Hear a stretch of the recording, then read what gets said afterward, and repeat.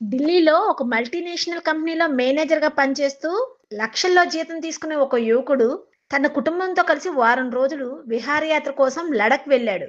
అక్కడ వారికి కేటాయించిన డ్రైవర్ సుమారు 28 ఏళ్ల యువకుడు. అతనికి వృద్ధాప్యంలో ఉన్న తల్లిదండ్రులు, భార్య, ఇద్దరు కుమార్తెలు ఉన్నారు. ఇకపోతే ప్రయాణంలో వారి మధ్య ఈ విధంగా సంభాషణ జరిగింది. పర్యాటకుడు: ఈ వీకెండ్‌తో టూరిస్ట్ సీజన్ అయిపోతుంది కదా! ఆ తర్వాత నువ్వేం చేస్తావు? గోవా, ఢిల్లీ లాంటి పెద్ద నగరాల్లో హోటల్స్‌లో పనికి వెళ్తావా?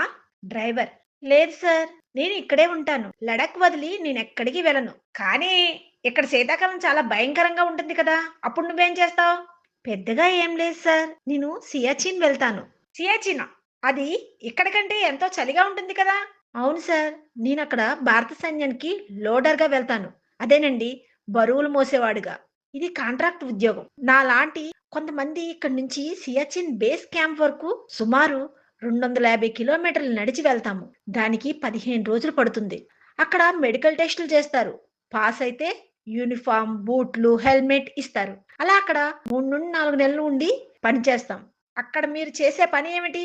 మేము సామాగ్రిని మోస్తాం. సైన్యం హెలికాప్టర్ల ద్వారా ఆహారం, ఇతర వస్తువులను జారవిడుస్తుంది. ఆ వస్తువులను మేము వీపున వేసుకొని ఒక పోస్ట్ నుండి మరో పోస్ట్ కి చేరవేస్తాం. అదంతా మంచు పలకల ప్రాంతం.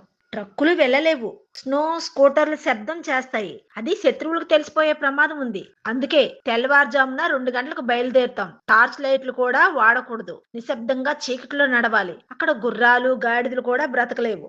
-50 డిగ్రీల చలిలో 18,000 అడుగుల ఎత్తులో ఏ జంతువు ప్రాణాలతో ఉండలేదు. అక్కడ ఆక్సిజన్ కూడా తక్కువగా ఉంటుంది కదా!